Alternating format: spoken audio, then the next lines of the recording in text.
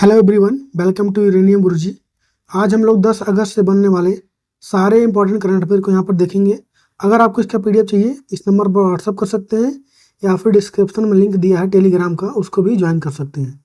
चलिए स्टार्ट करते हैं आज का वीडियो। देखते हैं पहला क्वेश्चन क्या है। इसरो किस रॉकेट से अपना पृथ्वी अवलोकन उपग्रह EOS-08 लॉन्च करेगा? तो ये करेगा SSLV-D3 से। इसका फुल फॉर्म क्या हो जाएगा? तो स्मॉल सैटेलाइट लॉन्च व्हीकल इसका फुल फॉर्म हो जाएगा। डी यहाँ किसके लिए है? तो डी फॉर डेवलपमेंटल हो जाता है यहाँ पर। EOS-08 सैटेलाइट है, इसकी बात अगर हम लोग करेंगे तो ये रिमोट सेंसिंग माइक्रो सैटेलाइट है। बात इसरो की आती है तो इंडियन स्पेस रिसर्च ऑर्गेनाइजेशन इसका फुल फॉर्म हो जाएगा। फॉर्मेशन कब हुआ इसका? 1969 में हुआ। हेडक्वार्टर कहाँ है? तो कर्नाटका के बेंगलोर में है। वर्तमान में चेयरमैन इसके कौन है? तो वह है एस सोमनाथ। और रॉकेट मैन ऑफ इंडिया के नाम से किसे जाना जाता है? के सिवान को। इसरो का मोटो क्या है? तो space technology in service of human kind इसका मोटो हो जाएगा। अगला क्वेश्चन है, पेरिस ओलंपिक 2024 में भारतीय पुरुष हॉकी टीम ने कौन सा पदक जीता है? तो ब्रोंज मेडल जीता है भारतीय हॉकी टीम ने। भारतीय हॉकी टीम के अगर पूछे कप्तान कौन थे तो वो थे हरमनप्रीत सिंह। किसको हरा के जीता इन्होंने? तो स्पेन को। और कोच कौन है? तो क्रेग फुलटन है जो कि साउथ अफ्रीका के हैं। ये भारतीय टीम के कोच हैं इस समय। और जो पहली बार हॉकी में गोल्ड आया था वो आया था 1928 में। एम्स्टर्डम में हो रहा था ये ओलंपिक, वहां पर आया था। पेरिस ओलंपिक 2024 से रिलेटेड और भी जानकारी हम लोग जानते हैं। जैसे इस बार जो हो रहा है पेरिस ओलंपिक 33rd एडिशन है उसका। कब से कब तक चलेगा? तो 26 जुलाई से लेकर के 11 अगस्त तक इसका आयोजन होगा। इस बार मैस्कॉट यानी शुभंकर इसका क्या है? तो ओलंपिक फ्रीज। फ्रीज मतलब ये फ्रांस की एक पारंपरिक टोपी है। भारतीय मशाल वाहक यानी टार्च बियरर कौन है? तो है अभिनव बिंद्रा। भारतीय टीम का स्पॉन्सर इस बार किसने किया है? तो अडानी ग्रुप ने किया है। उद्घाटन समारोह के ध्वजवाहक यानी फ्लैग बियरर कौन है? तो शरद कमल जो कि टेबल टेनिस खेलते हैं और PV संधू जो कि बैडमिंटन खेलती हैं। वहीं पर अगर समापन समारोह के ध्वजवाहक की बात करेंगे तो मनु भाकर जो कि शूटर हैं, इनको बनाया गया है। सेफ डे मिशन किसे बनाया गया है? तो गगन नारंग को बनाया गया है। इस बार इसमें 4 नए स्पोर्ट शामिल किए गए हैं, जैसे ब्रेकिंग हो गया, स्केट बोर्डिंग हो गया, स्पोर्ट क्लाइंबिंग और सर्फिंग नए खेल शामिल किए गए हैं। 2028 वाले जो समर ओलंपिक होंगे ये लॉस एंजल्स में होंगे और विंटर ओलंपिक 2030 में जो होगा ये होगा फ्रांस में। तो ये कुछ बातें हैं पेरिस ओलंपिक से, इसको ध्यान रखें। बढ़ते हैं आगे। हाल ही में विज्ञान रत्न पुरस्कार से किसे सम्मानित किया गया है? तो डॉक्टर गोविंद राजन पद्मनाभन को किया गया है। हाल ही में ट्यूनीशिया के नए प्रधानमंत्री कौन बन गए हैं? तो ये बने हैं कामिल मद्दोरी। कैपिटल क्या है वहाँ की? तो ट्यूनिस हो जाएगी। करेंसी वहाँ की है ट्यूनीशियन दिनार।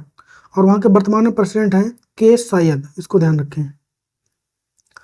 हाल ही में चौथा कावा महिला वॉलीबॉल नेशनल लीग किसने जीत लिया है? इसको जीत लिया है भारत ने। कावा यानी सेंट्रल एशियन वॉलीबॉल एसोसिएशन, ये इसका हो जाएगा फुल फॉर्म। इस बार इसका ये 4th एडिशन था। कहाँ पर इसका आयोजन हुआ है? तो नेपाल में काठमांडू में हुआ है ये। कहाँ, किस स्टेडियम में? तो दशरथ स्टेडियम में। कौन जीता? भारत जीता है। हारा कौन? नेपाल। कितने देश इसमें पार्टिसिपेट किए थे इस बार? तो भारत, नेपाल, मालदीव, श्रीलंका और ईरान इसमें पार्टिसिपेट किए थे। हाल ही में भारत छोड़ो आंदोलन दिवस कब मनाया गया है? तो ये मनाया गया 8 अगस्त को। हाल ही में भारतीय सेना ने कहां पर पर्वत प्रहार अभ्यास आयोजन किया है? तो लद्दाख में किया गया है।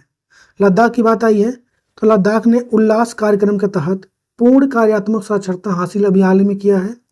भारतीय सेना ने लद्दाख में रखालुवार युद्ध स्मारक खोला है और 2 समूचे महोत्सव लद्दाख में ही मनाया जाता है। और सियाचिन में तैनात होने वाली भारतीय सेना की पहली महिला चिकित्सा अधिकारी कौन बनी है अभी हाल ही में? तो गीतिका कौल। ये करंट अफेयर क्वेश्चन है आपका।